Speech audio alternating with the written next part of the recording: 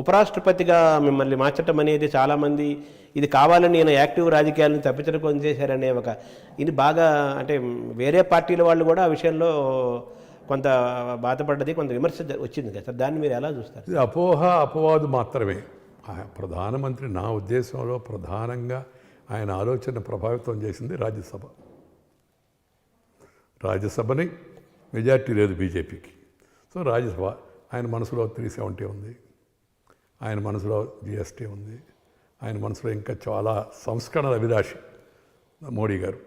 దేశంలో ఉన్న అన్నింటినీ మార్చాలా, ప్రపంచానికి కూడా కొన్ని మనం మోడల్ సెట్ చేయాలనే ఇది ఉంది ఆయనకి. ఆ దృష్ట్యా రాజ్యసభ మనకు అడ్డంగా ఉంది. ఎందుకంటే సభలో మెజార్టీ లేదు. అది అడ్డం కంటే వేరే అడ్డంకని కాదు, సభలో మెజార్టీ లేదు. కాబట్టి దాన్ని అధిగమించాలంటే ఈయనైతే బాగుంటుందని నేను అనుకున్నట్టుగా నేను భావిస్తున్నా. ఆయన చెప్పాడు కూడా అప్పుడు మొదట్లో. అయితే వెంటనే అందరు దాన్ని జీర్ణించుకోలేకపోయారు, చురుగ్గా ఉంది. మీరు ఇందాక పేర్కొన్నట్టుగా తిరగని జిల్లా లేదు. 612 జిల్లాలు తిరిగాను. ఇక్కడ తెలుగు రాష్ట్రాల్లో తిరగని మండలం లేదు, కొన్ని మేజర్ ఊర్లు కూడా లేవు. అంత ఎక్కువ తిరిగేవాడిని. రైలు, విమానం, హెలికాప్టరు, రోడ్డు మీద ఒకే రోజు 3 రాష్ట్రాలు కూడా కవర్ చేస్తునేవాడిని. నాకు సరదాగా ఉండేది అది. ఆ విధంగా చాలా సందర్భాల్లో మా అబ్బాయి టిఫిను తీసుకొచ్చి హ్యాంగర్లు ఉంటాయి ఈ హెలికాప్టర్ పార్క్ చేసేవి, ఆడికి వచ్చి ఇస్తే తినేసి మళ్ళీ బట్టలు మార్చుకొని మళ్ళీ హెలికాప్టర్ ఎక్కి ఇంకో తిరిగిపోతుండేవాడిని ఎయిర్పోర్ట్లో నుంచి. But I use to enjoy. కష్టం అనిపించేది కదా ఒక్కోసారి. మంచి జెండా చిరాగ్గా ఉండేది, దిగేవాళ్ళం, వెంటనే నెక్స్ట్ మీటింగ్ పోతూ ఉండేవాళ్ళం. అయినా కూడా ఆ సంతోషం ఈ కష్టాన్ని అధిగమించేది మనసులో. అవును, రోజుకు 10 సమావేశాలు 3 రాష్ట్రాలు విస్తృతంగా తిరిగేవాళ్ళు. మీరు అలాగా సైలెంట్గా కూర్చోవటం అనేది మీ ప్రకృతికి, మీ మానసిక ప్రకృతి కూడా విరుద్ధమైన అంశం.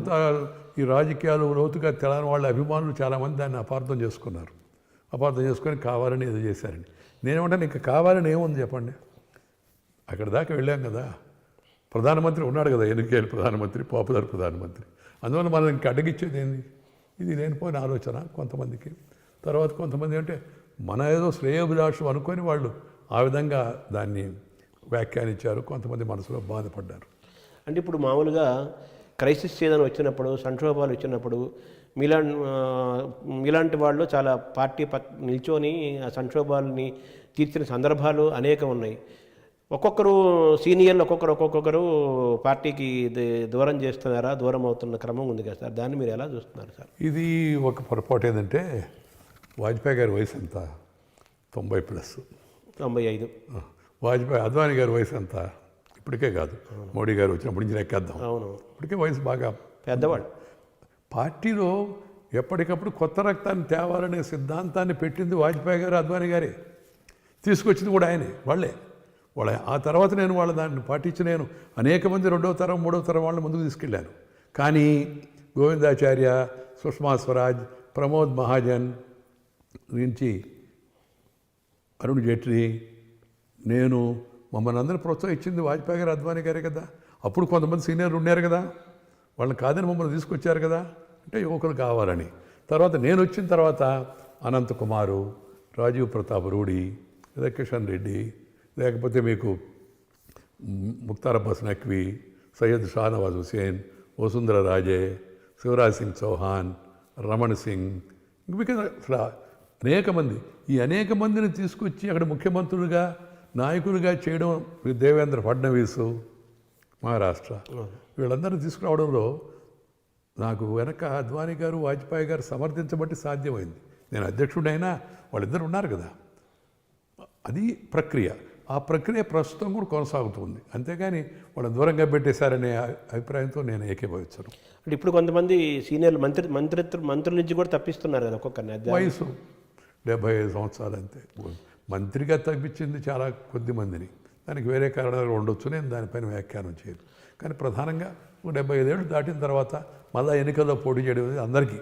ఎక్సెప్షన్ ఉంటాయి కొన్ని. ఇప్పుడు వాజ్పేయి గారికి ఎక్సెప్షన్, అద్వానీ గారికి ఎక్సెప్షన్, చాలా పెద్దవాళ్ళు, వాళ్ళ ఎక్సెప్షన్. ఇప్పుడు కూడా మీరు వాజ్పేయి గారి ఎన్నికలు ఇచ్చినప్పుడు మైకులను మాట్లాడి, గోడలకి పోస్టర్లు అంటించి రాసి, అలాగే అద్వానీని దాన్ని ఒక శిఖరంలాగా అలా పైకి చూసి వాళ్ళిద్దరిని తల్లిదండ్రులాగా దేవతల్లాగా చూసిన వ్యక్తులు మీరు ఎక్కడ పల్లెటూరు నుంచి ఒక మామూలు తెలుగు ప్రాంతం నుంచి దక్షిణాది నుంచి వెళ్ళి వాళ్ళ మధ్యనే కూర్చుండే స్థాయికి రావటం వెనకాల దైవం ఉందని భావిస్తారా? దైవము ప్లస్ పార్టీ. నా చిన్నప్పుడు నేను నెల్లూరుకి వాజ్పేయి గారు వస్తున్నారంటే జట్కా బండిలో కూర్చొని మైక్ అనౌన్స్మెంట్ చేసేవాడిని. సాయంత్రం అటల్ బిహారీ వాజ్పేయి గారు వస్తున్నారు, కోపటి మైదానంలో బహిరంగ సభ ఉంది, అందరూ రండి, తరుణ హృదయ సామ్రాట్ అని ఆ రోజు పిలిచేవాళ్ళం. రండి అందరూ అని చెప్పి అనౌన్స్ చేసేవాడిని. అలా అనౌన్స్ చేసిన మైక్ అనౌన్స్ చేసిన వెంకయ్య ఒకరోజు అదే పార్టీకి అఖిల భారత అధ్యక్షుడిగా అధికార పార్టీకి అధికారంలో ఉన్నప్పుడు అవి అటల్ బిహారీ వాజ్పేయి అద్వానీ మధ్యలో కూర్చొని పార్టీ నడుపుతాడని నేను ఊహించదా. అది నాకు మధురమైన క్షణం జీవితంలో చెప్పాలంటే, ఒక మధురమైన క్షణం అనుభూతి. అటువంటి మేరు శిఖరాలు లాంటి ఇద్దరు అద్వానీ వాజ్పేయి మధ్యన మీరు వాళ్ళకంటే దాదాపు 25 ఏళ్ళు చిన్నవాళ్ళు, వాళ్ళ కుమారుతో సమాన వయసు కలిగిన వాళ్ళు, వాళ్ళ మధ్య కూర్చున్నప్పుడు మీరు చెప్పారు ఇందాక, అది మధురమైన అనుభవం, అది మాటల్లో కూడా వ్యక్తీకరించలేమన్నారు మీరు. కానీ అద్వానీ ప్రధాని కావాలని ఆయనకి ఎప్పటి నుంచో చాలా కోరిక ఉండేది, అది కాలేకపోయారు. తర్వాత కనీసం రాష్ట్రపతి కూడా కాలేకపోయారు. దీన్ని చూస్తే మీకు ఏమనిపిస్తుంది సార్? విమర్శలు కూడా వచ్చాయి మోదీ గవర్నమెంట్ మీద, అద్వానీ ఎందుకు చేయలేదు, కాదన్న కానీ మురళీ మనోహర్ జోషి లాంటి వాళ్ళు ఎందుకు అలా చేశారని. ఇప్పుడు వీళ్ళందరికీ పార్టీ అన్ని అవకాశాలు ఇచ్చింది. నన్ను అద్వానీ గారు బిడ్డలాగా చూసుకున్నారు. ఇప్పటికి కూడా నేను ఆయన తండ్రిగా చూస్తుంటాను. అద్వానీ గారికి 2004లో వాజ్పేయి గారు నాయకుడు ఉండగానే 2004 ఎలక్షన్లో ఓడిపోయాం కదా. ప్రజల తీర్పు బాధాకరమైన, అందరూ అంగీకరించాల్సింది. 2009లో అద్వానీ గారి నాయకత్వాన్ని ఎన్నికలకు వెళ్ళాం. అది విమర్శించేవాళ్ళు, పత్రికలు రాసేవాళ్ళు ఆ విషయాన్ని రాయడంలే. అద్వానీ గారి నాయకత్వాన్నే మేమందరం కూడా దేశవ్యాప్తంగా తిరిగి అద్వానీ గారిని ప్రధానమంత్రిగా ప్రొజెక్ట్ చేస్తూ ఎన్నికల్లో పోటీ చేసాం, గెలవలేకపోయాం. తర్వాత 2014 వచ్చినప్పుడు ఎవరన్నా యువకుడు ఉంటే బాగుంటుందని చర్చ వచ్చింది.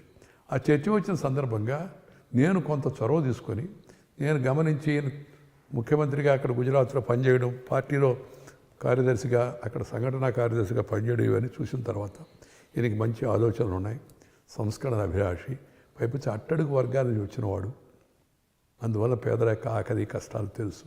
సో ఈయన నాయకుడిగా ఉంటే బాగుంటుందని నేను భావించి పార్టీలో ఆ 10 మందితో మాడాను. అప్పటికి ఎవరు ఊహించలేదు. చర్చ అంతా అద్వానీ గారా లేకపోతే ఎవరా అనేది చర్చ జరుగుతుంది. అప్పుడు గోవాలో జరిగిన సమావేశంలో మేమందరం ప్రతిపాదించాం. ఏమని? అద్వానీ గారు కూడా మోడీ గారిని ప్రతిపాదిస్తే బాగుంటుంది. ఎందుకంటే నేను కానీ మోడీ గారు కానీ మేమంతా అద్వానీ గారి శిష్యులమే కదా. అవును. ఎక్కువ మంది ఆయనే ఉండాలని చెప్పని, మోడీ గారే ఉండాలని అందరూ భావించారు. ఆ కార్యవర్గ సమావేశానికి ముందు నేను వ్యక్తిగతంగా కూడా 60 మందికి పైగా మాడాను అందరితో. వాళ్ళందరి అభిప్రాయం అలాగే ఉండేది. అలాగే నేను చొరవ తీసుకొని, మీకు గుర్తుందో లేదో, మోడీ గారు ప్రధానమంత్రి కాకముందు హైదరాబాదులో లాల్బాగ్ స్టేడియంలో ఒక సమావేశం పెట్టాం. కిషన్ రెడ్డి అధ్యక్షుడు. అప్పుడు టికెట్ పెట్టాం దానికి, సమావేశానికి ₹5 అనుకున్నాం. చాలామంది వచ్చి, అంటే ఇది ఒక కొత్త ఒరవడిని సృష్టించాం దేశవ్యాప్తంగా. ఇది ఒక ట్రెండ్ లాగా అయింది. కారణం వేరే ఏం కాదు, నేను కేంద్రంలో అయితే మంత్రిగా వాజ్పేయి గారు ఉన్నప్పుడే ఉన్నాను కదా. ఈయన వస్తే పార్టీ గెలుస్తుంది, పార్టీ గెలవాలి. 2004లో ఓటమినే మేము జీర్ణించుకోలేకపోయాం, 2009లో గెలవలేకపోయాం. అందుకని గెలవాలి మనము. 10 ఏళ్ల పాటు మనం ప్రతిపక్షంలో ఉన్నాము, ఇప్పుడు గెలవాలనే పట్టుదల. దాంట్లో ఆలోచన ప్రకారం మాకున్న ఆలోచన ప్రజల నాడి, మోడీ గారు ముఖ్యమంత్రి చాలా ఐడియల్గా పనిచేశాడు, గుజరాత్ మోడల్ తీసుకొచ్చాడు. పత్రికలు కూడా చాలా ప్రముఖంగా అప్పుడు ఆ రోజుల్లో ప్రచురించాయి, ప్రసార సాధనాలు కూడా చెప్పాయి. సో కావాలనుకున్నాం, ఆయన ప్రధానమంత్రిగా గెలిచాడు. పార్టీ అధికారంలోకి రావాలి, అధికారంలో ఉండాలి, తిరిగి మళ్ళీ మనం సత్తా చాటాలనే ఏకైక ఉద్దేశంతో మీరు అందరూ కలిపి ప్రజాస్వామ్యతంగా మోడీని ఎంచుకున్నారు. అలాగే ప్రజాబలం కూడా ఆయన వైపు బాగా ఉందని ఉద్దేశం. అధికారంలోకి రావాలంటే దేనికి? ఇక్కడ ఒక విషయం గమనించాలా, అధికారం రావాలంటే ఈ సిద్ధాంతం అమలు జరగాలండి. ఇవాళ నేను ఉపరాష్ట్రపతి అయినప్పటికి కూడా ఈ ఆర్టికల్ 370 రద్దు, లేకపోతే GST, లేకపోతే ఇంకా అనేక మార్పులు, త్రిపుల్ తలాక్, ఇవన్నీ చేస్తున్నప్పుడు మనసులో రాజకీయాలకు అతీతంగా ఎంతో సంతోషం కలిగింది. మన జీవితంలో ఇది జరుగుతుందా అనుకున్నాను. చిన్నప్పుడు కాశ్మీర్ సత్యాగ్రహంలో పాల్గొన్నా కూడా అప్పుడు అంత లోతుగా కూడా తెరవదు. మేము నెల్లూరులో ఒకసారి బంద్ చేయించాం, కాశ్మీర్లో పండితుల పైన ఇది జరిగితే బంద్ చేయడానికి పోతే హోటల్ యజమాని అన్నాడు, ఎందుకు రా బంద్ అన్నాడు. ఎందుకంటే కాశ్మీర్లో కాశ్మీర్ ఎక్కడరా, నువ్వు కశ్మూర్ అడివి, మా అమ్మగారు ఊరు కశ్మూర్, మా తోటపాడు. అయితే కశ్మూర్ అడిగి కాశ్మీర్ సంగతి ఎందుకురా, బడిగోండి అందరూ అన్నాడు. మా పెద్ద అప్పుడు వాతావరణం అంటే నాకు ఆర్ఎస్ఎస్ ఇచ్చిన స్ఫూర్తి. వెంటనే ఆయనకి ఏం చెప్పారంటే, సార్ మీ కాళ్ళలో ముళ్ళు గుచ్చుకుంది అనుకోండి అన్న. నా కాళ్ళు ఎందుకు ముళ్ళు గుచ్చుకుంటున్నాను, షూట్స్ వేసుకుంటాను అన్నాడు. గుచ్చుకుంది అనుకోండి, ఏదో కాలు దెబ్బ తగిలింది అనుకోండి, పైన కాలు దెబ్బ తగిలితే మెదడు ఎందుకు ఆలోచించాలా, నడువు ఎందుకు వంగాలా, చెయ్యి ఎందుకు పోయి అక్కడ తవడాలా, ఇప్పుడు తెలివిగా మాడుతున్నావే, ఒక శరీరం కాబట్టి అన్నాడు, ఒక దేశం కాబట్టి సార్ అని చెప్పాను నేను. అప్పుడే కాశ్మీర్ చిన్న వయసులో అలాంటి ఆకాంక్ష ఉన్న మనకి ఆ 370 రద్దు, అయోధ్యలో రామ మందిర నిర్మాణం, దేశం యొక్క ఇవన్నీ సుగమం కావడం కోసం ఈయన చర్యలు తీసుకుంటే సంతోషం కలుగుతుంది. జిఎస్టీ పెట్టాడు, సంతోషం కలిగింది. డైరెక్ట్ బెనిఫిట్ ట్రాన్స్ఫర్ పెట్టాడు. మనం ఎంత స్కీములు పెట్టి ఎంత డబ్బులు పెట్టినా ఆ డబ్బులు కింద అట్టడుగు వాడికి చేరకపోతే, డెలివరీ సిస్టమ్ ఇంప్రూవ్ కాకపోతే ఉపయోగం లేదు, ప్రయోజనం ఉండదు. సో వాటిల్లో చాలా నేను ఇప్పుడు అన్నింటినీ వివరంగా చెప్పబడలేదు. ఈయన తీసుకొచ్చి సంతోషం కలిగిస్తున్నాయి. అందుకని రాజకీయాలకు అతీతంగా మోడీ గారిని అభిమానిస్తున్నాం. నేను అందుకే చెప్పాను, చెప్తే కూడా ఏదో కొంతమంది ఆయన ఏదో పాపులరైజ్ చేయడం కోసం అన్నాడు. నేను మోడీ అంటే మేకింగ్ ఆఫ్ డెవలప్డ్ ఇండియా అని చెప్పాను, MODI అని. ఇవాళ చూడండి, ప్రపంచం అంతా ఇండియాని గుర్తిస్తుంది, గౌరవిస్తుంది, మోడీ నాయకత్వాన్ని ఆమోదిస్తుంది. ఎక్కడ ఇప్పుడు ఆఖరి G20 కూడా ఇండియాకి వచ్చింది అనుకోండి, మోడీ గారికి ఎన్నికాడు. ఇవన్నీ కూడా మన దేశానికి పేరు వస్తుంటే మనకు సంతృప్తి కలుగుతుంది. మేము నేర్చుకున్న సిద్ధాంతం అది. అలాగే మన ధర్మం, మన సంస్కృతి భాగం అయోధ్య రామాలయ నిర్మాణం ఎంత సంతృప్తి ఉందో చెప్పలేము మామూలుగా. అనేక మంది, లక్షల కోట్లాది మంది మహిళలు కూడా రాముడికి దండం పెడుతున్నారు, అయోధ్యలో రామ మందిరం ఏర్పాటు కావాలి. రాముడు దేవుడిని కాదు, మేమందరం కూడా రాముడిని దేవుడిగా చూడం. ఏకపత్ని వ్రతుడు, సత్యవాక్ పరిపాలకుడు, పితృవాక్ పరిపాలకుడు, తండ్రి మాట జవదాటిన వాడు, ఆదర్శ పరిపాలకుడు. అన్నిటికన్నా రామరాజ్యం కావాలని గాంధీ గారు చెప్పారు. రామరాజ్యం అంటే కమ్యూనల్ని కాదు కదా, ఆదర్శవంతమైన, ఆకలి దప్పులు లేని, అవినీతికి తావు లేని, అరాచకానికి అవకాశం ఇవ్వని, అత్యాచారాలు జరగని రాజ్యాన్ని రామరాజ్యం అన్నారు. అంటే ఒక ధర్మం. తర్వాత కాశ్మీర్ సమస్య, కాశ్మీర్ అభివృద్ధి జరుగుతుంది, కాశ్మీర్లో కూడా ఎన్నికలు వస్తాయి, కాశ్మీర్లో ప్రజాస్వామ్యం వెలువరిస్తుంది, ఒకప్పుడు వాతావరణం ఉండదు అని అంటున్నారు కదా. ఆ రోజులు వస్తాయని మీరు విశ్వసిస్తున్నారు? తప్పనిసరిగా వస్తాయి. ఇప్పుడు అసలు వెళ్ళి కాశ్మీర్ వెళ్ళి చూడమనండి, టూరిస్టుల సంఖ్య ఎంత పెరిగింది అప్పటికి ఇప్పటికీ. 370 రద్దయిన తర్వాత ఇప్పుడున్న ఈ ప్రభుత్వంలో కాశ్మీర్కు ప్రయాణికులు, యాత్రికుల సంఖ్య ఎంత పెరిగింది. అలాగే టెర్రరిస్టులు ఎంతమంది చనిపోయారు, సాధారణ ప్రజలు కూడా సరిపోతున్నారు అప్పుడప్పుడు వాళ్ళ అత్యాచారాలకు గురై. కానీ గతంలో పోల్చి చూసినప్పుడు తక్కువగా ఉంది. వాణిజ్యం పెరిగింది, రాకపోకలు పెరిగాయి, రవాణా సౌకర్యం పెరిగింది. ఇవన్నీ కూడా కాశ్మీర్ భారతదేశం అంతర్భాగం. వీళ్ళు ఎవడెంత గీ పెట్టినా, ఏం చేసినా, ఏం మాట్లాడినా ఈ పాశ్చాత్య దేశాలు కొన్ని జీర్ణించుకోలేకపోయినప్పుడు కూడా కాశ్మీర్ ఇది ఇంటెగ్రల్ పార్ట్ ఆఫ్ ఇండియా. దాన్ని ఎవడు బయటకు తీసుకెళ్ళలేడు. మాట్లాడవచ్చు, ఉపన్యాసాలు ఇవ్వచ్చు, అంతా కూడా. అదేదో తాత్కాలికమైందని పెట్టారు. తాత్కాలికం అంటే సంవత్సరం, 2 సంవత్సరాలు, 5 సంవత్సరాలు, 75 సంవత్సరాలు దాటితే ఇంకా తాత్కాలికం అంటే అవుతుందండి. అందులో there is no justification. Kashmir special status కొనసాగాలనే దాంట్లో అర్థం లేదు. షెడ్యూల్ కులాలకు రిజర్వేషన్ లేదు, ట్రైబల్స్కి రిజర్వేషన్ లేదు. ఇవన్నీ ఇవాళ సాధ్యమవుతున్నాయి కదా. అంటే కాశ్మీర్ సమస్యకి నెహ్రూ కారణం అనేది కూడా ఇప్పుడు వస్తుంటుంది. దాంతో మీరు ఏకీపిస్తారు సార్? అమ్మటికి కొంత రోజుల్లో దాన్ని చూద్దాం, ఐక్యరాజ్య సమితికి ఇప్పుడు అవసరమైతే రెఫర్ చేద్దాం అనడం ఆ ఆలోచన పొరపాటు. నేను నెహ్రూని ఇప్పుడు విమర్శించదలుచుకోలేదు. ఎందుకంటే ఆయన మొదటి ప్రధానమంత్రి, వ్యక్తిగతంగా ప్రజాస్వామ్యబద్ధంగా ఎన్నికైన వాడు, గొప్పవాడు. మనం ఇప్పుడు అనవసరంగా ఆయన విమర్శించబడలే. కానీ కొన్ని నిర్ణయాలతో ఏకీభవించకపోయే అధికారం మనకుంది. కొన్ని నిర్ణయాల్లో నేను ఏకీభవించను. నాకు మనసులో కూడా గాఢంగా ఉంది. సర్దార్ పటేల్ అఖండ దేశభక్తుడు, రైతు పక్షపాతి, గ్రామీణ నేపథ్యం నుంచి వచ్చినవాడు, జాతీయవాది. ఆయన లాంటి గట్టి నిర్ణయాలు తీసుకోగలిగిన వ్యక్తి ప్రధానమంత్రి అయి ఉంటే దేశం ముందున్న ఇలాంటి సమస్యలు ఉండేవి కాదని నేను అనుకుంటున్నాను. ఆయన అన్ని 562 సంస్థానాలని ఏకం చేసే ప్రయత్నం చేశాడు కదా. హైదరాబాద్ కూడా సంగతి తెలిసిందే కదా. ఈ నిజాం నవాబు కొంతసేపు ఇటు అటు ఊగాడు కదా. రజాకార ప్రభావానికి కొంత లోనయ్యాడు కదా. కానీ ఆయన గట్టి నిర్ణయం తీసుకోబట్టి ఇప్పుడు లేకపోతే భారతదేశం నడిబొడ్డులో హైదరాబాదు ఇంకో దేశం అయి ఉండేది. ఇలాంటివన్నీ ఉన్నాయి. ఆ విషయాల్లో మనం పటేల్ నాయకత్వాన్ని సహజంగా మనం అభిమానిస్తాం. అంటే రామరాజ్య స్థాపన అని చెప్పి మీ బీజేపీ మొదటి నుంచి ఉన్న ఎజెండా, అలాగే అఖండ భారతం అనేది కూడా బీజేపీ ఎజెండా. ఈ రెండు ఇప్పుడున్న పరిస్థితుల్లో సాధ్యమవుతాయి. అఖండ భారతం అనేది బలవంతంగా సాధ్యమయ్యే విషయం కాదు. ఆ ప్రాంతంలో ఉన్నవాళ్ళు ఇక్కడ ఉన్నవాళ్ళు అందరూ కోరుకుంటేనే అది వెంటనే సమీప భవిష్యత్తులో సాధ్యమయ్యేట్టుగా కనపడడం. సాధ్యాసాధ్యాలు గమనించాలి. పరిస్థితులు మారుతూ ఉంటాయి. దాన్ని కూడా దృష్టిలో పెట్టుకోవాల్సిన అవసరం ఉంది. బేసిక్ ఫిలాసఫీని వదులుకోవాల్సిన అవసరం లేదు. Okay, it's an ideal situation if Pakistan, Bangladesh, India come together and live happily.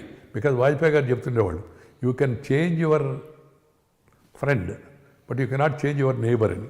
వాళ్ళు మన పొరుగు వాళ్ళు కదా. మనకి పాకిస్తాన్ మీద ద్వేషం లేదు. పాకిస్తాన్ పాలకులు అనుసరిస్తున్న విధానాల పట్ల మనకు వ్యతిరేకత. పాలసీస్ అఖండ భారతం అంటే ఆఫ్ఘనిస్తాన్ దగ్గర నుంచి నేపాల్ వరకు చాలా పెద్ద ప్రాంతం కదా సార్. అది ప్రస్తుతమైన వాతావరణంలో అనేది అది మనం ఊహించడానికి కూడా కష్టం. వెంటనే సాధ్యమయ్యే విషయం కూడా కాదు, ప్రాక్టికల్ కూడా కాదు. వస్తే అద్వానీ గారు రాష్ట్రపతిగా చూశారు, కనీసం భారతరత్న అయినా ఆయనకు వస్తుందా అని కూడా చాలామంది ఆలోచన ఉంది.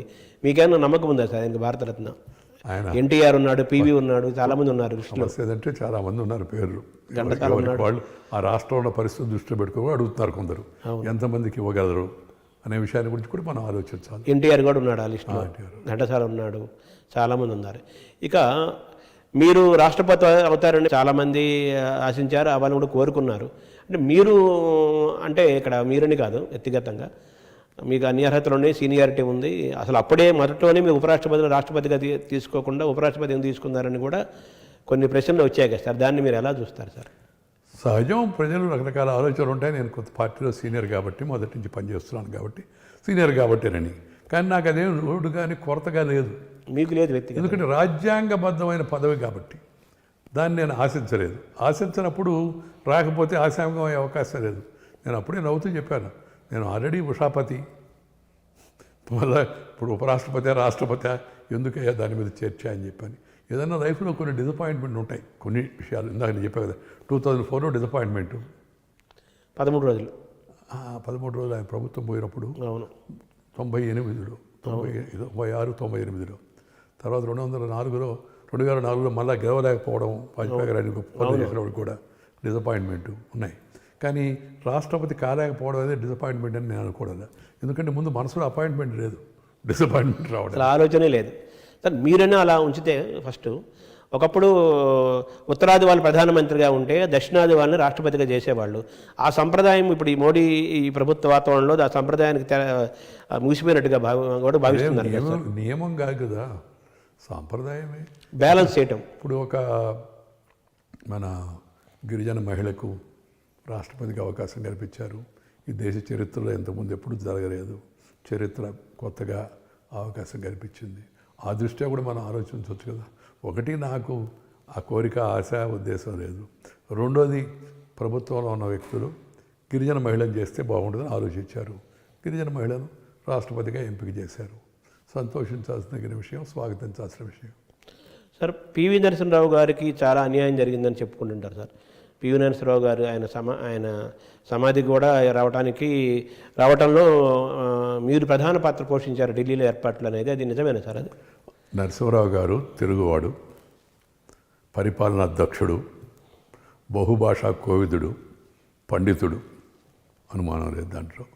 అనేక విషయాల్లో ఆయన ఆచితూచి జాగ్రత్తగా వ్యవహరించాడు. అలాంటి వ్యక్తి ప్రధానమంత్రిగా ఉన్నప్పుడు, ప్రధానమంత్రిగా ఉండి చనిపోతే అయిన తర్వాత ఆయన శరీరాన్ని పార్టీ కార్యాలయానికి తీసుకెళ్ళకుండా అడ్డం కల్పించడం సహజంగా విమర్శలకు దారితీస్తుంది, బాధ కలుగుతుంది. ఇది మన చేతిలో ఏం లేదనుకోండి. అప్పుడు నేను మంత్రి అయిన తర్వాత నా దృష్టికి వచ్చింది, ఈ మాజీ ప్రధానులకి కొంతమందికే ఎక్కువగా స్థలాలు కేటాయించి 5 ఎకరాలు, 10 ఎకరాలు, 20 ఎకరాలు అంటించారు. మిగతా వాళ్ళకి కనీసమైనట్టుగా గుర్తింపు కూడా లేదని. అంటే నేను ఒకసారి అధికారులందరినీ పిలిచి మాట్లాడి చౌదరి చరణ్ సింగ్, చంద్రశేఖరు, తర్వాత నరసింహరావు గారు, వీళ్ళ సమాధుల పరిస్థితి ఏంటి అని విచారించి వెళ్ళి చూశాను. చూసిన తర్వాత వీటికి గుర్తింపు తేవాలని అనిపించింది నాకు. గుర్తింపు తీసుకోవడం కోసం చర్యలు తీసుకోమని చెప్పాను అందరికీ. దాంట్లో నరసింహరావు గారు కూడా ఉన్నారు. అక్కడ వాళ్ళ జీవితంలో కొంత ముఖ్యమైన విశేషాలన్నీ కూడా అక్కడ ఉండేట్టుగా తెరవడానికి, దేశ రాజధాని కాబట్టి అవును అని చెప్పి ఏర్పాటు చేయించాం. మీరు పివి నరసింహరావు గారి నుంచి దగ్గర నుంచి చూశారు, ఇంకా మొరార్జీ దేశాయ్ మొదలుపెట్టుకొని మోడీ వరకు మీరు ప్రధాని దగ్గర నుంచి చూస్తున్నారు కదా సార్. అప్పటికి ఇప్పటికీ మీరు చూసిన వైఖరిలో కానీ వ్యవహారంలో వచ్చిన మార్పు ఏంటి సార్? మొరార్జీ దేశ్ నుంచి మోదీ వరకు రాజకీయాలు మారుతూ ఉన్నాయి, తర్వాత ప్రజల యొక్క ఆకాంక్షలు మారుతూ ఉన్నాయి, పరిస్థితులు కూడా మారుతూ ఉన్నాయి. అందువల్ల ఒకదాన్ని ఇంకో దాంతో పోల్చలేము మనం. మొరార్జీ దేశాయ్ గారు ప్రధానమంత్రి అయ్యారు, ఫస్ట్ నాన్ కాంగ్రెస్ గవర్నమెంట్ వచ్చిందని ఆ రోజు జనతా పార్టీ అందరం సంతోషించాము. వాజ్పేయి గారు ప్రధానమంత్రి అయ్యాడు, అసలైన సిసలైన కాంగ్రెస్ వాసన లేని వ్యక్తి ప్రధానమంత్రి అయ్యాడు, ఆర్ఎస్ఎస్ నుంచి కూడా వచ్చిన వ్యక్తి, అందరం సంతోషించాము. చిన్నప్పటి నుంచి కష్టపడి గ్రాస్ రూట్ లెవెల్లో పేద అనగారిన వర్గాలకు చెందిన వ్యక్తి నరేంద్ర మోడీ ప్రధానమంత్రి అయ్యాడు, సంతోషిస్తూ ఉన్నాం మనం. ఆ విధంగా చూడాలి. తర్వాత వాళ్ళ పనిని బట్టి చూడాలి. పని విషయంలో ఇప్పుడు మోడీ గారు కూడా గట్టిగా పనిచేస్తున్నాడు, అంతర్జాతీయ జాతీయ గుర్తింపు కూడా తీసుకొచ్చాడు. తర్వాత ఎవరికి వాళ్ళు చరిత్ర సృష్టించారు. వాజ్పేయి గారు కొన్ని విషయాల చరిత్ర సృష్టించాడు, నరసింహరావు గారు కూడా కొన్ని సాంప్రదాయాలు తీసుకొచ్చి కొన్ని పద్ధతులు పాటించి ఆయన ప్రతిపక్షాన్ని కూడా గౌరవించాడు. అద్వానీ వాజ్పేయి ద్వయానికి ఇప్పుడు మోడీ అమిత్ షా ద్వయానికి ఉన్న వ్యత్యాసం మీరు గమనించింది ఏంటి సార్? నేను ఒకటేమో సమకాలీన రాజకీయ పరిస్థితులపైన వ్యాఖ్యానించదలుచుకోలేదు, చెప్పాను కదా. రెండోది, ఇప్పుడు నా చాలామంది ఆత్మకథ రాయమంటే కూడా నేను రాయనని చెప్పాను. ఎందుకంటే ఆత్మకథ రాయాలంటే మీరు వాస్తవాలు రాయాలి. సమకాలీన పరిస్థితుల్లో ఇప్పుడు మన ముందు ఉన్న వాళ్ళ గురించి మనం ఎవరైనా ఇక్కడ ఆంధ్రప్రదేశ్లో కూడా అనుకోండి, రామారావు గారి ఉద్యమం సందర్భంగా ఎవరెవరు ఏం చేశారు, ఆగస్టు సంక్షోభం సందర్భంగా ఇవన్నీ రాయాలంటే కొంతమందికి బాధ కలుగుతుంది ఉదాహరణకి. అందుకని నేను ఆ ప్రయత్నం చేపట్టలేదు. అందుకని నేను ఒకరిని ఇంకొకరితో పోల్చను. బట్ మోడీ గారు సమర్థుడు, ఆయనకి అన్ని విధాల అమిత్ షా గారు అండగా నిలబడి సహకరిస్తున్నాడు. ఇదొక కాంబినేషను. దక్షిణాదిలో బీజేపీ విస్తరణ జరుగుతుందనే విశ్వాసం మీరు మొదటి నుంచి కూడా వ్యక్తపరుస్తున్నారు. అది వస్తుందనే నమ్మకం మీకు ఉందా సార్? చూడాలి ఎలా ప్రయత్నం. అది పార్టీ నాయకత్వం మీద ఆధారపడి ఉంది, మీరు తీసుకునేటికి పనుల మీద ఆధారపడి ఉంది. ఆ దక్షిణాది మీద ప్రభావం చూపించేటికి పనులు కూడా చేపట్టాల్సిన అవసరం ఉంది. నిన్న కాశీ తమిళ్ ఆ సంగమం ప్రధానమంత్రి గారు ప్రారంభించారు. ఇంకా అలాగే భాష విషయంలో కొన్ని అనుమానాలు కొంతమందికి ఉన్నాయి, దాన్ని తొలగించాలి. నేను భాష విషయంలో అది చాలా స్పష్టమైన విధానం. ఏ భాషను వ్యతిరేకించకూడదు, ఏ భాషను పైన రుద్దకూడదు. నేను తమిళనాడులో కూడా చెప్తుంటాను, no imposition, no opposition, that is my proposition అని చెప్పి సభల్లో కూడా చెప్తుంటాను. నేను ఏ భాషను వ్యతిరేకించిన అర్థం. హిందీ నేర్చుకోకపోతే భవిష్యత్తులో దేశవ్యాప్తంగా ముందుకు వెళ్ళాలనుకునే యువకులకు భవిష్యత్తు ఏమవుతుంది? అలా అని హిందీని బలవంతంగా ఇష్టం వాళ్ళపైన రుద్దాల్సిన అవసరం ఏముంది? సో మనం పరిస్థితిని గమనించుకొని సానుకూల దృక్పథంతో ముందుకు వెళ్ళాలా. ప్రజల్లో అనుమానాలు ఉంటే వాటిని తొలగించాల్సిన అవసరం ఉంది. బీజేపీ నాయకత్వం ఎలా ఏ ప్రణాళిక వేస్తుందో నాకు తెలవదు, ఎందుకంటే నేను పార్టీలో లేను గత 5 సంవత్సరాల నుంచి. అందు జోక్యం కూడా చేసుకోవడం. నేను ఇప్పుడైనా సమకాలీన విషయాలపైన కొన్నిటిపైన వ్యాఖ్యానిస్తున్నాను, కానీ పార్టీల యొక్క అంతర్గత విహారాలపైన, నాయకులు వాళ్ళ నడవడికలపైన నేను వ్యాఖ్యానించను. ఎందుకంటే రాజ్యాంగ బాధ్యతలో ఉండి ఇప్పుడు మళ్ళా మనం పదవి విరమణ చేసిన తర్వాత వాటిలో పోకూడదు. అయితే దేశంలో నేను చెప్పాను కదా, రాజీవ్ గాంధీ గారి హత్య కేసు, లేకపోతే మతం మార్పిడి సుప్రీంకోర్టు ఈ మధ్య టేకప్ చేసింది, ఇంకా అనేక విషయాలపైన నా అభిప్రాయం నేను చెప్తుంటాను. అది ఒకరిని దృష్టిలో పెట్టుకునో ఒక పార్టీని దృష్టిలో పెట్టుకుని కాదు, దేశ హితం దృష్ట్యా ఒక ఉపరాష్ట్రపతిగా పనిచేసే అనుభవం ఉన్న వ్యక్తిగా నా మనసులో ఉన్న అభిప్రాయాన్ని కొన్ని వ్యక్తపరుస్తున్నాను, కానీ రాజకీయాల్లో పరిధి మించి వాటిలో జోక్యం చేసుకోండి. అంటే త్రిభాషా సూత్రాన్ని పట్ల మీ అభిప్రాయం ఏంటి సార్? మంచిదే. తర్వాత రాజకీయ అన్నిటికన్నా ముఖ్యం ఏంటంటే దానికి పరిష్కారం ఎవరి మాతృభాషను వాళ్ళు గౌరవించుకోవాలి. ఫస్ట్ అది మాతృభాషలో పరిపాలన జరగాల. తర్వాత భారతీయ భాషలను ప్రోత్సహించుకోవాలి. ఆ తర్వాత ఇంగ్లీష్ని వ్యతిరేకించాల్సిన అవసరం లేదు. First is mother tongue, then afterwards brother tongue, then later any other tongue అని చెప్పాను నేను. వాళ్ళకి ఇంగ్లీష్ వాళ్ళకి అర్థం కావడం కోసం. అంటే ముందు మన భాష తెలుగు, తమిళ వాళ్ళకి తమిళ్, కన్నడ, మలయాళీ, మరాఠీ, అస్సామీ, పంజాబీ, భోజ్పురి, సంతాల్ భాషలో మాడిచ్చాను ఆ మధ్య నేను పార్లమెంట్లో ఒరిస్సా నుంచి ఒక మహిళని. అలాగే రెండోది బ్రదర్ టంగ్ అన్నాను, అంటే దేశంలోని ఇతర భాషలు నేర్చుకోవాలి. ఆ తర్వాత ఎనీ అదర్ టంగ్, ఇంగ్లీష్ని వ్యతిరేకించాల్సిన అవసరం ఏముంది? ప్రపంచంలో ఇంగ్లీష్ కొంతమందికి ఒక అపప్రద ఉంది మనసులో, అపప్రద కాదు, ఒక రకమైన తప్పుడు అభిప్రాయం ఉంది. ఏంటంటే ఇంగ్లీష్ రాకపోతే పైకి పోవని. నేను దానికి చెప్పాను నవ్వుతూ, నేను ఆ మధ్య దేవుడితో మాడాను, ఆయన అదేం లేదు, ఎక్స్పైరీ డేట్ అయిపోతే ఎవరైనా రావచ్చు ఇక్కడికి, భాషతో నిమిత్తలేదని చెప్పాడు. చెప్తే ఆ కుర్రోడు, సార్ మీరు ఏదో నవ్వుతూ సరదాగా చెప్తున్నారు, అట్టుగా సార్ పైకి ఉన్నత స్థానానికి రాష్ట్రపతి మాతృభాష చదువుకుంది, ఇంతకుముందు ఆయన మాతృభాష చదువుకున్నాడు, ప్రపంచం గుర్తించిన ప్రధానమంత్రి మాతృభాషలో చదువుకున్నాడు కానిమెంట్ బొంగోడు జోళ్ళ. ఆ తర్వాత సుప్రీంకోర్టు ప్రధాన న్యాయమూర్తిగా మొన్నటి వరకు ఉన్న రమణ గారు మాతృభాష చదువుకున్నాను నేనని చెప్పాడు ఆయన. నేను ఉపరాష్ట్రపతి, పల్లెటూరులో పుట్టి పల్లెటూరులో పెరిగి మాతృభాష చదువుకొని ఈ స్థాయికి వచ్చాను. డిగ్రీ వరకు మీరు తెలుగు సార్ మీడియం మీద? అంటే భాష మాతృభాషలో అయితే ఆలోచనలు సహజంగా వచ్చేస్తాయి. ఆ తర్వాత వేరే భాష నేర్చుకుంటే దాంట్లో మార్చుకోవచ్చు ఆలోచన. తర్వాత భాష సంస్కృతికి ఒక ప్రతీక. ఆ సంస్కృతి కూడా దెబ్బతింటుంది. ఇప్పుడు మన అమ్మ అనేదానికి మమ్మీ అనేదానికి తేడా ఉంది కదా, నమస్తే అనేదానికి గుడ్ మార్నింగ్ అనేదానికి తేడా ఉంది కదా. ఎందుకనా నా పాయింట్ అది. ఫ్రాన్స్, జర్మనీ, రష్యా అన్ని దేశాలు వాళ్ళ భాషలో పరిపాలన సాగిస్తున్నాయి అవన్నీ. ఇప్పుడు ఆఖరికి రీసెర్చ్ కూడా ఎలా చేస్తున్నారు వాళ్ళు. మన ఒక్కరికే ఇంగ్లీష్ అవసరం వచ్చిందా? అయితే ఇంగ్లీష్ కూడా నేర్చుకోండి తప్పే ఉంది. బట్ బలవంతంగా రుద్దకూడదు. ప్రభుత్వాల పని ఏంటంటే ప్రాథమికంగా తెలుగు భాషను ప్రోత్సహించాలి. తర్వాత ఇంగ్లీష్ నేర్చుకోండి, ప్రైవేట్ వాళ్ళు ఇంగ్లీష్ కానివ్వండి, బట్టి పట్టినండి, దానికి పోయేవాళ్ళు పోతారు. మనము ప్రభుత్వంలో మనం మాతృభాషను ప్రోత్సహించాలి. ఇది ఈ ప్రభుత్వం దృష్టిలో పెట్టుకోనో ఆ ప్రభుత్వాన్ని దృష్టిలో పెట్టుకోనో ఒక వ్యక్తిని దృష్టిలో పెట్టుకొని చెప్పే సలహా కాదు నేను. ఈ దేశంలో ఎక్కడికి వెళ్ళి చెప్తుంది అదే, మాతృభాషను ప్రోత్సహించుకున్నాం. ఏ రాష్ట్రాల్లో ఆ భాష ఉంటే ఆ భాష అంతే. సార్ సంస్కృతి, మన జ్ఞానం చాలా వరకు సంస్కృతంలో ఉందంటారు. ఇప్పుడు ఆ సంస్కృతం కూడా మన దగ్గరకు రావాల్సిన అవసరం ఉంది. తర్వాత మోడీ గారు ఏమంటున్నారంటే సంస్కృతంలో తప్పితే గుజరాతీ, తమిళ్, మరాఠీ, ఇంగ్లీష్ అన్నిటి రాస్తున్నారు, దేవనాగరిలో సంస్కృతం రాసే పరిస్థితి కూడా రావాలని నేను ఆలోచిస్తున్నాను అన్నారు కదా. సంస్కృత భాష మీద మీ అభిప్రాయం ఏంటి? మంచి భాష. మన అనేక శాస్త్రాలు, ప్రాచీన గ్రంథాలన్నీ సంస్కృతంలో ఉన్నాయి. తెలవకపోతే మనం వాటిని మన భాషలోకి అనువదించుకోలేము. వ్యతిరేకత పెట్టుకోవాల్సిన అవసరం లేదు సంస్కృతం మీద కూడా. తర్వాత నేను చెప్తున్నాను, నిన్న చాగంటి వారికి చెప్పాను, ఆయన నా అభిప్రాయం ఏకీభవించాడు. ఈ మంత్రాలు